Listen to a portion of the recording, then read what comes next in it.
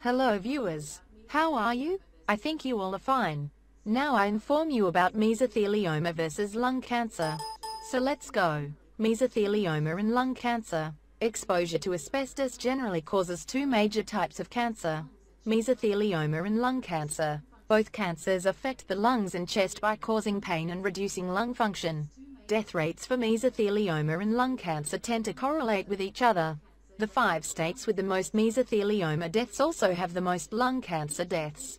Each disease can take decades to develop yet only months to spread to distant organs.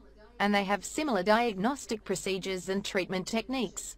In addition, lung cancer and mesothelioma have overlapping symptoms. They both commonly cause chest pain, coughing, difficulty breathing, fatigue and weight loss. If a patient has these symptoms along with a history of asbestos exposure and/or a history of smoking, doctors should immediately suspect lung cancer or mesothelioma. But despite having a number of similarities, these cancers differ in physical characteristics and non-asbestos risk factors. Differences in development between the two cancers. While mesothelioma and lung cancer can develop after exposure to asbestos, each occurs in different areas of the body. Lung cancer develops in the lung itself, while mesothelioma usually develops in the lining of the lung. Mesothelioma can also develop in the lining of the abdomen, heart or testicles. The two cancers grow differently. Lung cancer tends to grow in individual masses with defined boundaries. Mesothelioma starts as tiny tumor nodules that scatter the mesothelial lining, and eventually grow together to form a sheath-like tumor around the organ.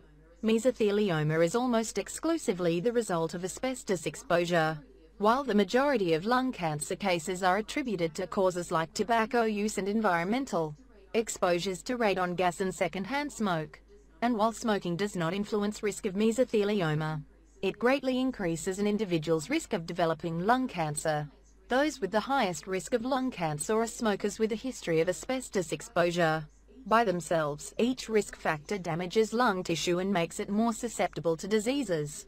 So when smoking and asbestos are combined, an individual's lung cancer risk increases at least 50-fold. Facts about mesothelioma. 1. 80% of mesothelioma cases are the result of asbestos exposure. 2. This cancer typically takes 20 to 50 years to develop after initial exposure to asbestos. Facts about lung cancer. 1. 80% of all lung cancer deaths are attributed to tobacco use. 2. 12% of lung cancer deaths are radon-related. 3. Lung cancer has a shorter latency period and may appear 10 to 30 years after first exposure to a carcinogen like asbestos or cigarette smoke. Diagnosing mesothelioma and lung cancer. To diagnose either type of cancer, a doctor may perform an X-ray, a bronchoscopy or a biopsy.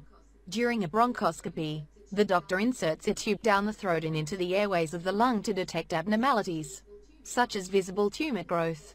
If the doctor finds a regular growth, he or she may collect a cell sample and test it for cancer.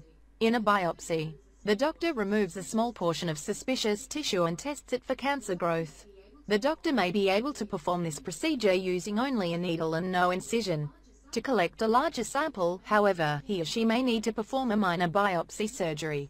Another test is performed only when doctors suspect a patient has lung cancer. In this test, called sputum cytology, the doctor collects and tests a sample of thick phlegm that the patient coughed up from the lungs. This test may reveal abnormalities like blood or cancerous cells in the phlegm. Treating these cancers.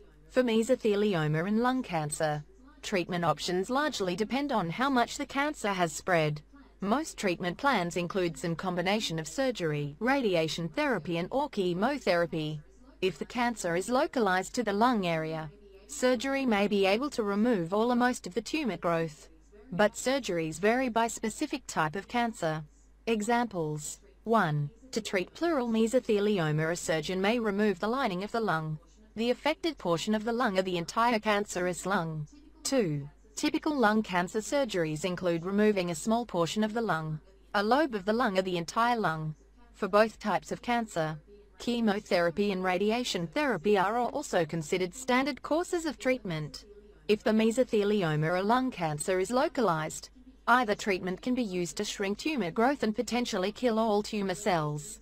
When used in this potentially curative way, Chemotherapy and radiation therapy are typically combined with surgery. These treatments can still be used if the cancer has spread beyond its original location. In these cases, treatments are palliative and aim to reduce symptoms. Experimental therapies are being tested through clinical trials for both cancers. Some of these innovative therapies include immunotherapy, gene therapy, photodynamic therapy, and serotherapy. Photodynamic therapy is used more routinely in the treatment of lung cancer than in mesothelioma. Prognosis: 1 year after diagnosis, survival rates for lung cancer and mesothelioma are close. 42% for lung cancer patients, 39% for mesothelioma patients. Survival rates diverge after several years, with lung cancer patients having a long-term survival advantage. A decade after diagnosis, 10% of lung cancer patients and 4% of mesothelioma patients are alive. Beyond the statistics, though, is the need for someone with an asbestos cancer to secure an accurate diagnosis. Is it asbestos-related lung cancer or is it mesothelioma?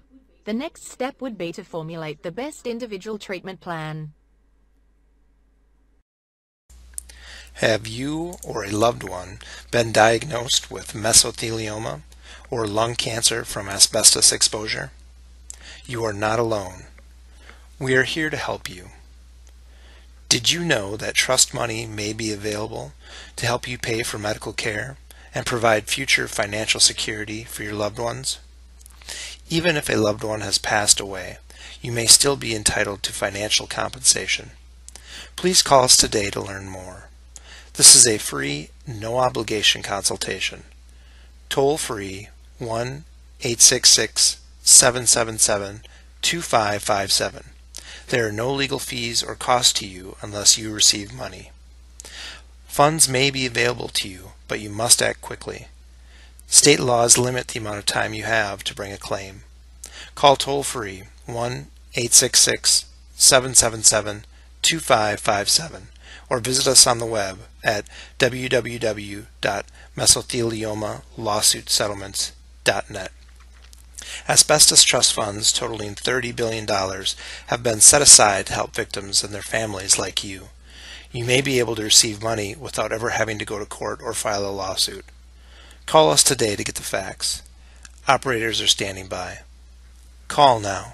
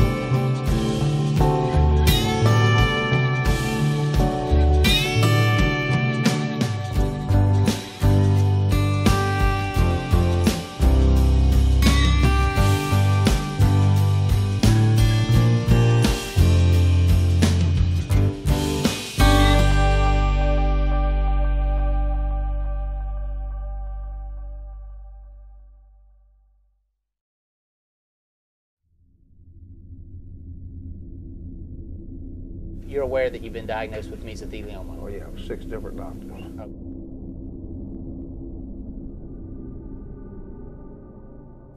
I had calcified asbestos in the lower 3 inches of my lung, the left lung.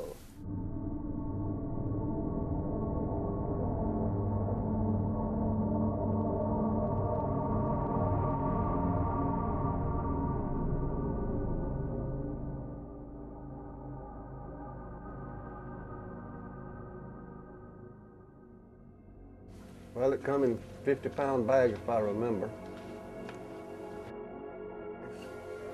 And with a centrifugal pump pulling it, and our centrifugal pumps pulling them, and you would take and tear those sacks open or cut those sacks open and pour it in that hopper. When you would open the bags, tell me what the material on the asbestos, tell me what the material looked like. Powdery. And when you dumped the bags, what was that like? It was powdery and dust flying everywhere, and you throwed the bag over here in a pile. What did the air around you look like when you poured the asbestos? When you was mixing a lot of it up, it was dusty, and it would get all over you, and you certainly had to take a bath before you left the location. Did you have any respiratory equipment or protection? Never even thought about it. Okay. Did anybody tell you that you needed to do it when you were handling that drill?